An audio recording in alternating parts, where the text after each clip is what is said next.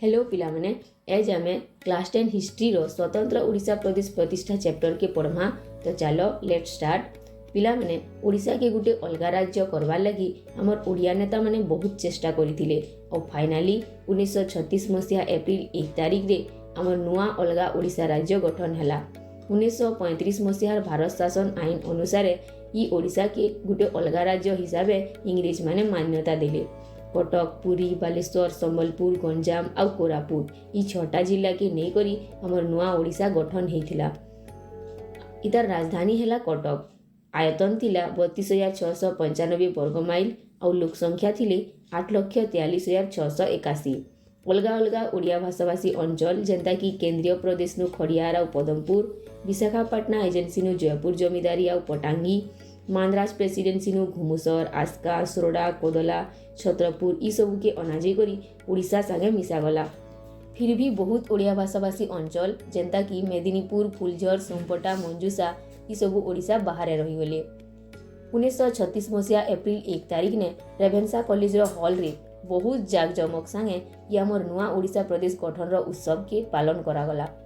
हमर पहला राज्यपाल हेले सार जॉन ऑस्टिन हबाग और तांकु शपथ पाठ करेथिले पाटना हाईकोर्ट रो मुख्य विचारपति सार कोटने टेरेला।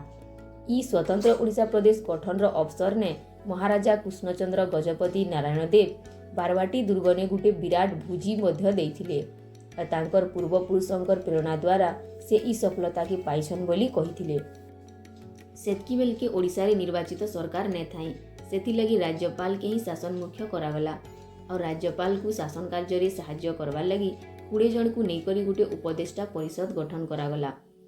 ई 20 जन भितरु 17 जन हमर ओडिशार अलगा अलगा अंचल रो प्रतिनिधि माने थिले और बाकी 3 जन सरकारी कर्मचारी थिले।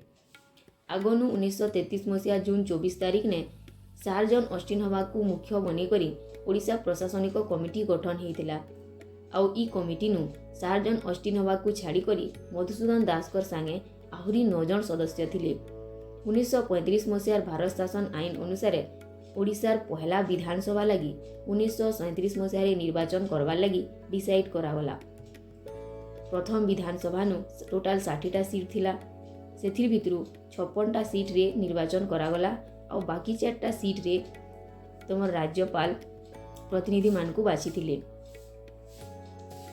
ई निर्वाचन रे बहुत दल भाग नहीं थिले जेंदा कि जातीय कांग्रेस, पारलाखेमुंडी महाराजा कृष्णचंद्र गजपतिंकर जातीय दल, कनिका राजा शैलेंद्र नारायण भंजंकर संयुक्त दल और खल्लीकोट राजा रामचंद्र मर्धराजकर स्वाधीन दल।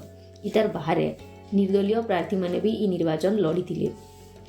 ई निर्वाचन रे कांग्रेस के 36टा आसन मिली थिला और बाकी जातीय दल 4टा आसन जीती थिला, संयुक्त दल 6टा आसन, स्वाधीन दल और निर्दलीय प्रार्थी माने 10टा आसन जीती थिले। पिला माने तुमे जानी छ क्या जमीदार और राजा माने ई निर्वाचन रे नेशनलिस्ट पार्टी और यूनाइटेड पार्टी चलौथिले।